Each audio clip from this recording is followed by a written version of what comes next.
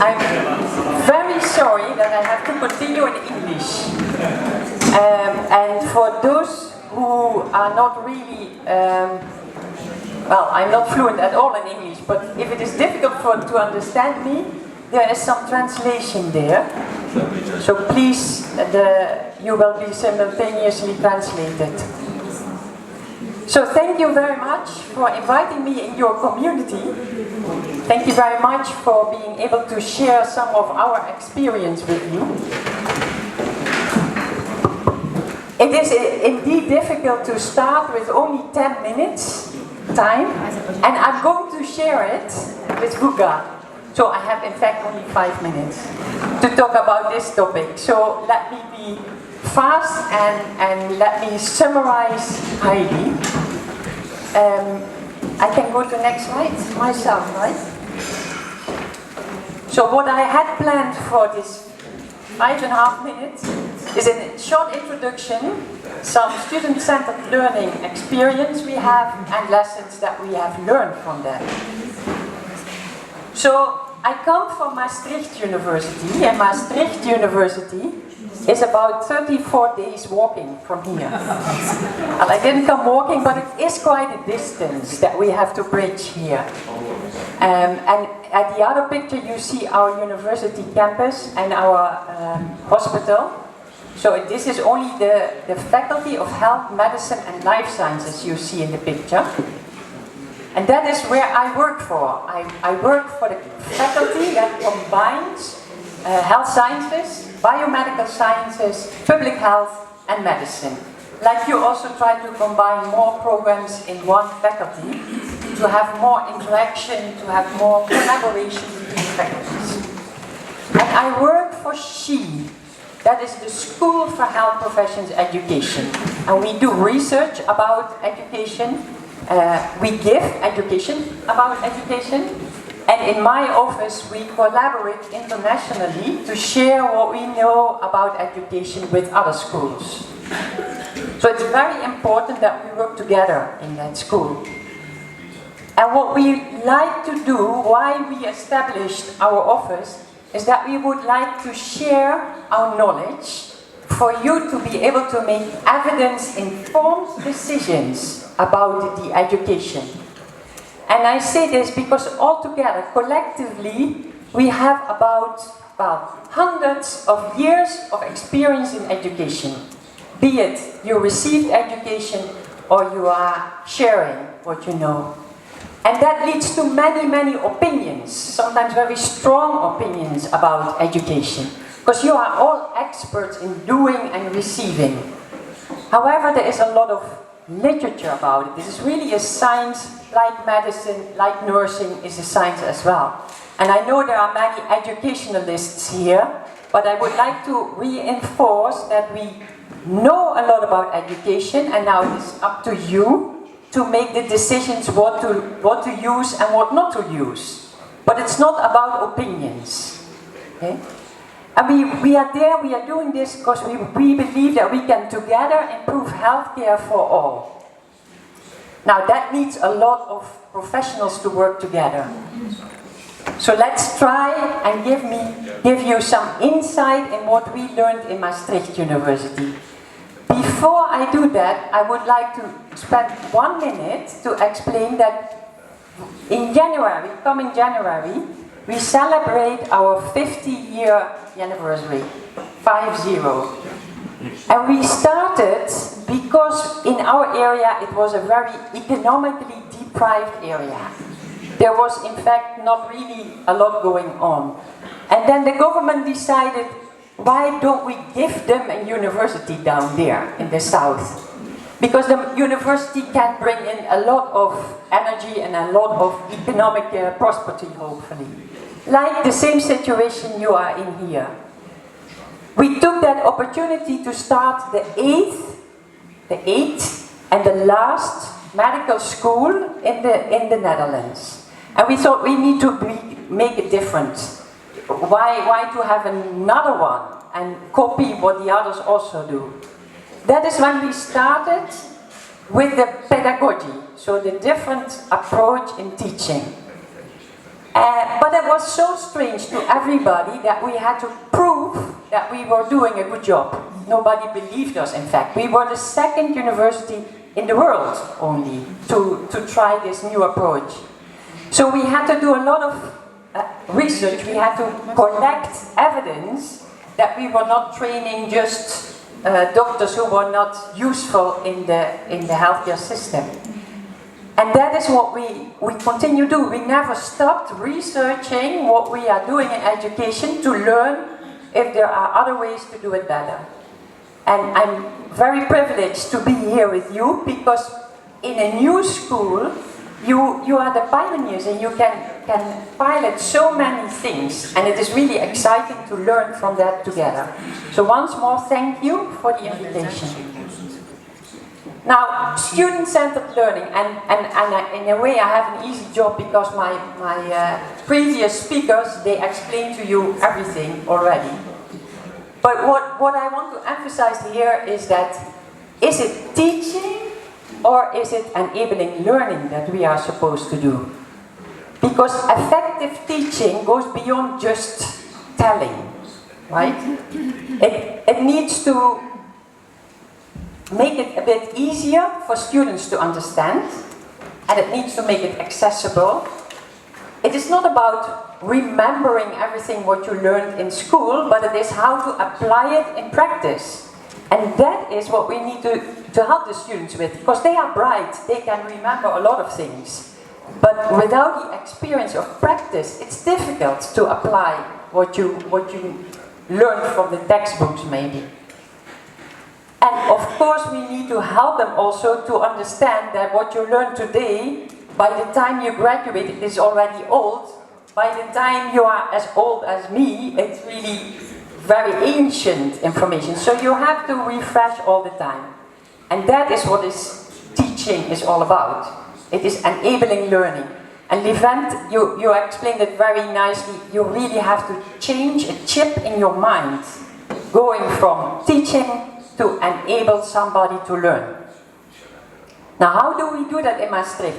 I would give you an example here to hopefully make it a bit clearer. It is not something that you can copy and paste, I know that, but the principles behind what we are doing, they are transferable. So please watch this movie, I hope we can make it work, and then I'll continue talk. Explaining problem-based learning based on its 4 underlying principles. We explain the 4 core principles of contextual, constructive, collaborative, and self-directed learning. Here, you will see how problem-based learning practices are built. There is no single solution, however, you will get an impression of how you can use these 4 core principles to improve your teaching. What is problem-based learning? In problem-based learning, students form small groups where they discuss a real-life problem or a case by activating their prior knowledge on this subject, relating the new information to what they already know on the topic, structuring new ideas, and critically evaluating their findings. Learners collaborate with their peers and receive support from their tutors. Why encourage problem-based learning with the underlying core principles? With problem-based learning, students become active learners, engage in discussing meaningful problems, activate relevant prior knowledge, and integrate it with new knowledge to address the current and related problems. Students gain a deep understanding. Problem-based learning results in high levels of student satisfaction, has positive effects on knowledge application, and on acquiring generic competencies such as being able to collaborate, communicate, and deal with uncertainties. How to implement problem-based learning in your classrooms. Contextual learning. The contextual learning principle implies that learning preferably starts by engaging students in tasks derived from professionally relevant context to stimulate transfer of learning. In other words, center all learning around whole, complex, ill-defined tasks and order them from simple to complex. You can gain students' attention by starting from real-life problems facing our society. such as inequalities, health and well-being, poverty, peace, democracy, climate change, and other relevant issues. Constructive learning. Constructive learning means stimulating students to actively construct and reconstruct their knowledge. Students should be encouraged to ask and answer critical questions, to reason and relate issues, and discuss contradictions to deepen their learning. Start by asking what the learners already know about the topic to activate their prior knowledge.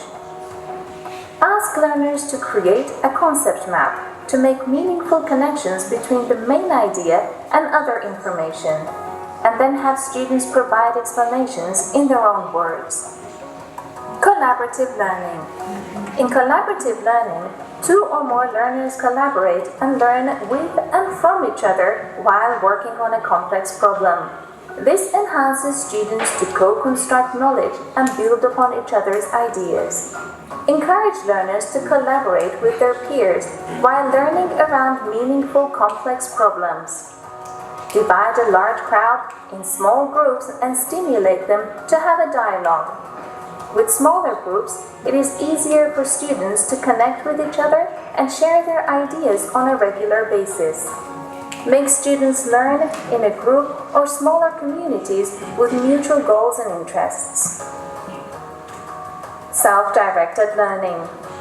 The idea behind self-directed learning is that students should take the lead in their own learning. Therefore, encourage students to set goals and determine strategies to achieve these goals. Stimulate students to evaluate their learning. Inspire them to raise questions that need further investigation, for example, by organizing a discussion around a problem.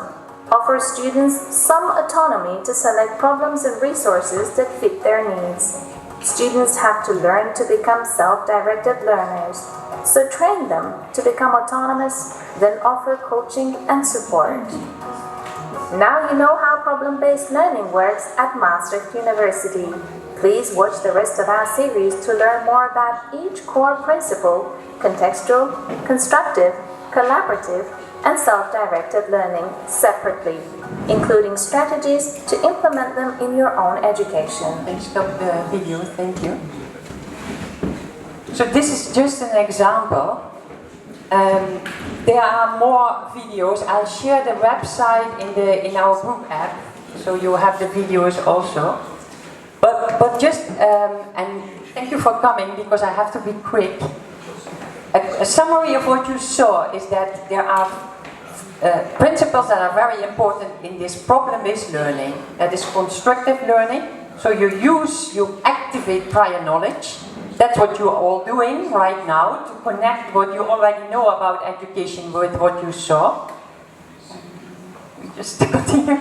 It is about the context of learning, and the authentic issue is very important here. It makes also the link with the practice, early clinical practice, community practice, so that you can transfer what you learn in the classroom in real situations when you really need it. It's difficult if you have to do that alone and learn 4 years of theory, then go to the hospital and suddenly you have to remember what you did in year 1.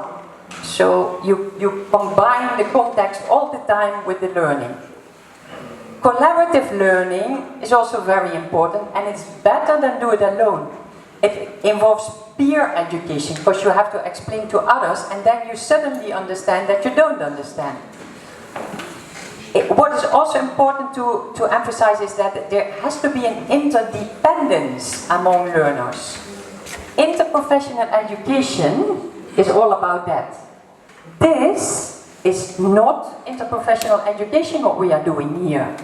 We just sit together from various professional backgrounds. But there is no collaborative practice involved. Right? And then the self-directedness makes that the student is in charge. The student determines what to know. It is up to you to trigger their